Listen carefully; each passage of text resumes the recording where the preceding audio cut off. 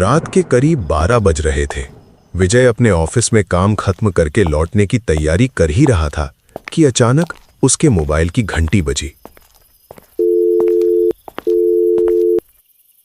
Screen पर मां का नाम चमक रहा था।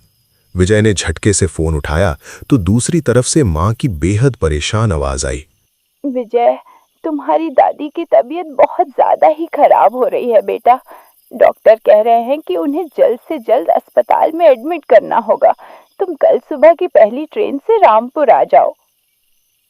नहीं माँ, मुझे दादी की बहुत फिक्र हो रही है। मैं कल सुबह तक का इंतज़ार नहीं कर सकता। मैं अभी इसी वक्त अपनी बाइक से रामपुर के लिए निकलता हूँ। मां ने उसे इतनी रात को इस खराब मौसम में आने से मना किया, लेकिन दादी के प्रति विजय का लगाव इतना गहरा था कि उसने किसी की नहीं सुनी। जैसे ही विजय ऑफिस के मुख्य दरवाजे से बाहर निकला, वहां तैनात गार्ड रामू काका ने उसे देखा और हैरान होकर कहा, क्या साहब, आज आपने बहुत देर कर दी। हाँ रामू काका, आज मैंने सारा काम निपटा लिया है, इसलिए थोड़ा देर हो गया। असल में मेरी दादी की तबीयत अचानक बहुत खराब हो गई है। मुझे तुरंत रामपुर पहुंचना है। अरे साहब, आप इतने रात को रामपुर जाएंगे और वो भी बारिश में? नहीं साहब, मत जाइए। और क्या आपको पता नहीं, रामपुर जाने वाला मुख्य रास्ता पिछले 5 दिनों से बंद है। वह सड़क पर कुछ जरूरी काम चल रहा है। अरे बाप रे, इस रास्ते को भी अभी खराब होना था।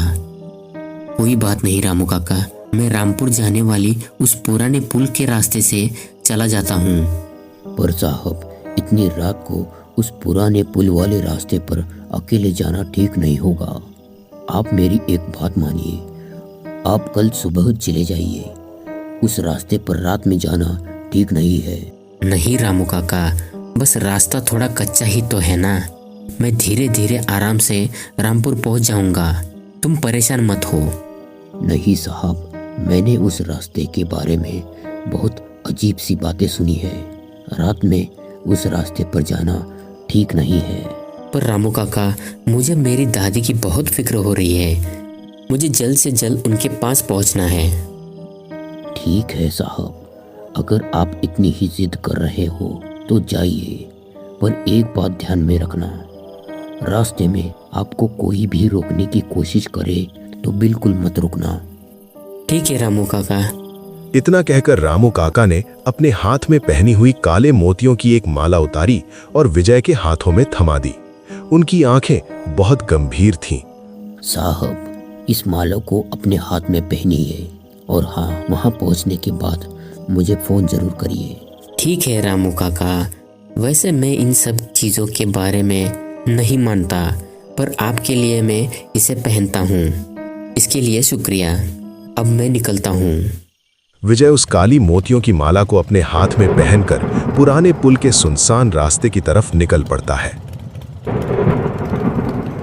बाहर हल्की हल्की बारिश हो रही थी।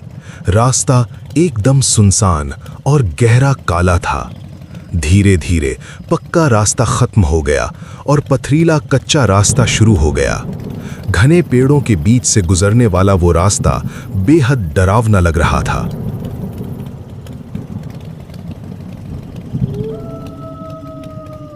रात के सन्नाटे को चीरती हुई आवारा कुत्तों के रोने की आवाजें आ रही थीं। विजय को उस रास्ते पर आधा घंटा हो चुका था। विजय के अलावा वहां कोई भी नहीं था। तभी उस भयावह सन्नाटे में एक औरत की चीख गूंजी। रुको रुको, मेरी मदद करो। रुको रुको, मेरी मदद करो। विजय ने तुरंत गाड़ी रोकी। उसका दिल तेजी से धड़कने लगा। उसने घबराकर इधर उधर देखा, पर वहां कोई नहीं था। आखिर ये आवाज कहाँ से आ रही है? आखिर कौन है जो मुझे इस सुनसान रास्ते पर रोकने के लिए कह रहा है? जैसे ही उसने गाड़ी आगे बढ़ाई, दोबारा वही आवाज आई।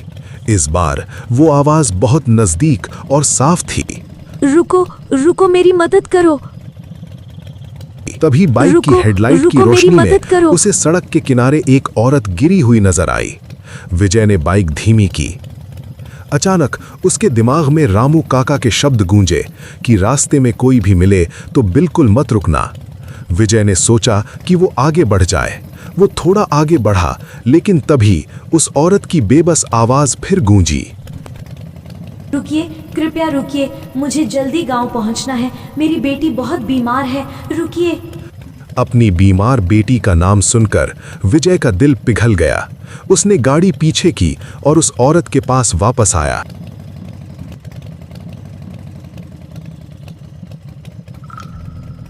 वो बाइक से नीचे उतरा। कौन है आप? इतनी रात को इस सुनसान जगह पर आप क्या कर रही हो? और आप यहाँ कैसे आई? धन्यवाद, बहुत बहुत धन्यवाद कि आप रुक गए। मेरा नाम नीलम है। मेरी गाड़ी का भयानक एक्सीडेंट हो चुका है। देखिए वहाँ मेरी कार उस बड़े पेड़ से टकरा चुकी है।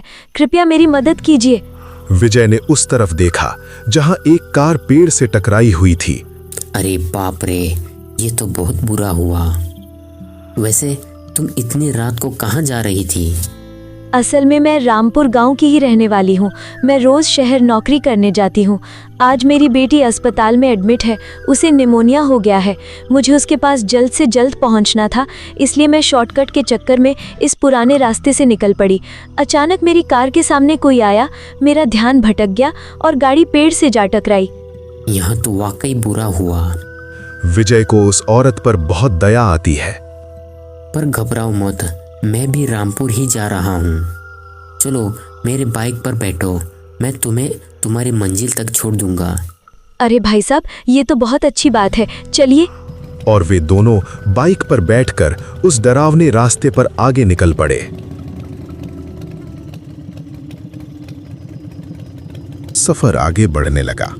चारों तरफ गहरा सन्नाटा था। सिर्फ बाइक के इंजन की आवाज आ रही थी। तभी पीछे बैठी नीलम ने विजय से बातचीत शुरू की। तुम इतनी रात को इस रास्ते पर क्यों निकले हो? ये रास्ता बहुत भयानक है, क्या तुम्हें डर नहीं लगता? तुम्हारी तरह मुझे भी अपनी दादी से मिलने जाना है। उनकी तबीयत बहुत खराब है और मुझे जल्द से जल्द उनके पास पहुंचना है। फिक्र मत करो, तुम्हारी दादी को कुछ नहीं होगा। बस तुम इस रास्ते पर गाड़ी धीरे धीरे चलाना और रास्ते में अब बिल्कुल मत रुकना। क्यों? क्या तुम्हें किसी भूत प्रेत का डर है? अरे ये सब तो बनी बनाई बातें होती है नीलम जी। नहीं भाई साहब, नहीं, ये सब बनी बनाई बातें नहीं हैं। ऐसा सच में होता है। इस रास्ते पर कई बुरी प्रेत आत्माएं भटकती हैं। क्या सच में तुम इन सब बातों पर विश्वास करती हो? जी जरूर, मैं इस पर पूरा विश्वास करती हूँ। इस रास्ते पर सच में बुरी आत्माएं मौजूद हैं, क्योंकि मैं खुद भी इसका शिकार हो चुकी हूँ। तुम्हें क्या लगता है मेरी गाड़ी उस पेड़ से कैसे टकराई? नीलम की ये अजीब बात सुनकर विजय के बदन में एक सिहरन दौड़ गई। वो थोड़ा डर गया। उसने गुस्से और खौफ में तुरंत गाड़ी रोकी। यह बकवास बंद करो नीलम जी। अगर तुम्हें ऐसी डरावनी बातें करनी है तो मैं तुम्हें आगे अपने साथ लेकर नहीं जा सकता, समझी? विजय को नीलम की तरफ से कोई जवाब नहीं मिला। चारों तरफ भारी सन्नाटा था। उसने हैरान होकर पीछे मुड़कर देखा तो उसके होश उड़ गए। पीछे वाली सीट पर कोई नहीं था। विजय घबराकर गाड़ी से नीचे उतरा और चारों तरफ देखने लगा। नीलम जी, तुम कहाँ हो? क्या तुम्हें मेरे साथ आना है या नहीं? जब कोई जवाब नहीं आया तो विजय भयंकर डर की गिरफ्त में आ गया। वो तुरंत गाड़ी पर बैठा और बहुत तेजी से रफ्तार बढ़ा दी।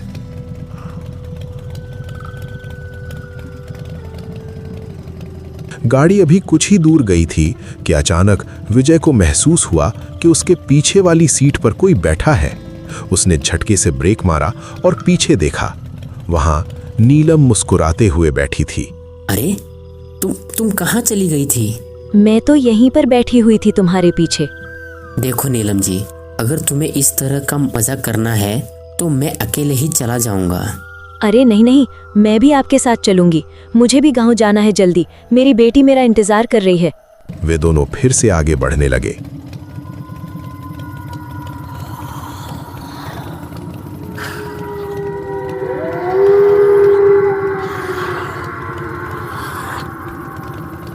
तभी रास्ते में फिर से वही अजीब और भयानक आवाजें गूंजने लगीं।